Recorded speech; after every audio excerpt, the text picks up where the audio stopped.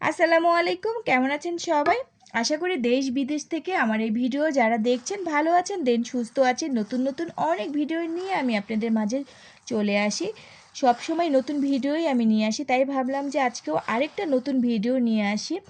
এই ভিডিওর জন্য আমার অনেক কমেন্ট এসেছে। আসলে প্রত্যেকটা ভিডিও যখন দেই, ভিডিওর মধ্যে দুইটা করে আমার এই ডালের ভিডিওর জন্য একটা করে কমেন্ট থাকে। তাই ভাবলাম যে আজকে আর আপনাদের ভিডিওর জন্য তাড়াতাড়ি আমি এই ভিডিওটা করব, সময় নষ্ট করব না। সেজন্য চলে আসলাম আজকে আমি একটা স্পেশাল ডালের ভিডিও নিয়ে। এখানে হচ্ছে এটা মসুরির ডাল। অনেকের হাজার হাজার প্রশ্ন, হাজার হাজার কমেন্ট, তাই আজকে ভিডিওটা আমি করেই ফেললাম। ডাল কালো হয়ে যায় কেন? রান্নার পর ডাল যখন কালো হয়ে যায় দেখতে ভালো লাগে না, খেতে ভালো লাগে না। ডাল কিন্তু যখন কালার সুন্দর হয় সেই ডাল খেতে ভালো লাগে, দেখতেও সুন্দর লাগে। আর আমি যে ভিডিওটা আপনাদের জন্য করব সেরকম করে যদি আপনারা সবসময় ডালটা রান্নার জন্য তৈরি করে নেন আগে থেকে, তাহলে পরবর্তীতে ডাল আর কালো হবে না, দেখতে সুন্দর লাগবে।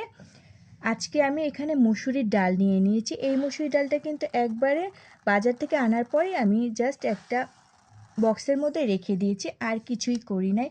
ডাল যখন রান্না করার জন্য রেডি করবেন তার আগে ছোট্ট একটা টিপস আপনারা জাস্ট ফলো করলেই ডাল কালার দেখতে অনেক সুন্দর হবে। ডালের কালার কোনো রকমই নষ্ট হবে না, কালো কালার হবে না। কালো কালার ডাল আসলে খেতেও ভালো লাগে না, দেখতেও ভালো লাগে না।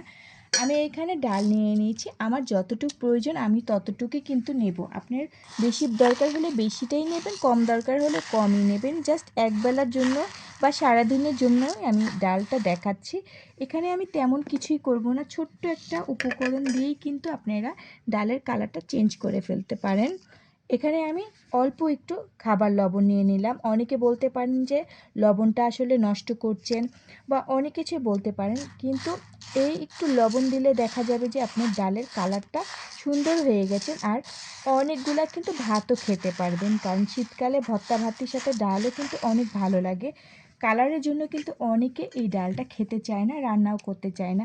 কিছু কিছু ডাল আছে যে কালো হয়ে যায় রান্নার পর। আপনারা প্রথমবার যদি দেখেন যে এই ডালটা ভালো আছে, তখন আর এই টিপসটা না ফলো করলেই হবে। আবার যখন যদি দেখেন যে এই ডালটা রান্না করার পরে কালো হয়ে যাচ্ছে, তখন আপনারা এই টিপসটা ফলো করতে পারেন। আর এখানে আমি কলের পানি অ্যাড করে দিলাম। এখন আমি এটা অনেকক্ষণ ভিজিয়ে রাখবো। ডাল কিন্তু ভিজিয়ে রান্না করার পরও কিন্তু ডাল অনেক তাড়াতাড়ি সিদ্ধও হয়ে যায় আর অনেক সুন্দরও হয়। আপনারা জাস্ট ভিজিয়ে রাখার পর ভালো করে এটা হাত দিয়ে কষলিয়ে কষলিয়ে ধুয়ে ফেলবেন। এতে করে যে একটু কালো ভাবটা থাকে ডালের, সেই ডালের কালো ভাবটা চলে যাবে আর ডাল পরবর্তীতে কালো হবে না।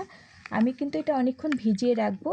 আমি রান্নার 1 ঘন্টা আগে এটা ভিজিয়ে তারপরে আমি এটা পরবর্তীতে রান্না করব। আপনারা ভালো করে হাত দিয়ে ডালটা ভালো করে এভাবে কষলিয়ে কষলিয়ে ধুয়ে নেবেন।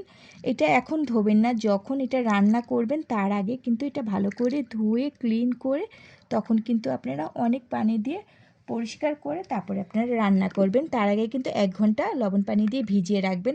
দেখুন, সাধারণত কলের পানি দিয়ে যখন আপনারা ডালটা ধোবেন তখন কিন্তু কালারটা অন্যরকম আসবে, আর যখন লবণ পানি দিয়ে ডালটা ভালো করে ধোবেন কালার কিন্তু একটু ময়লা ময়লা আসবে, একবারে চেঞ্জ হয়ে যায়। তো ছোট্ট একটা টিপসই আমি আপনাদের সাথে শেয়ার করলাম, আর এইটা নিয়ে অনেক কমেন্ট আসছে, তাই ভাবলাম আজকে এই ভিডিওটা করে ফেলি। ছোট্ট একটা টিপস, কিন্তু আপনারা যদি ফলো করেন দেখবেন যে ভাত যখন খাবেন ডালটার কালারটা দেখলে অনেক ভালো লাগবে আর ভাত খেতে অনেক ভালো লাগবে। যদি আমাদের এই ভিডিওটা ভালো লেগে থাকে তাহলে অবশ্যই লাইক কমেন্ট আর শেয়ার করতে ভুলবেন না। নতুন নতুন অনেক ভিডিও নিয়ে আসবো আমি আপনাদের মাঝে। সেই পর্যন্ত সবাই ভালো থাকবেন, সুস্থ থাকবেন। বিদায় নিচ্ছি, আল্লাহ হাফেজ।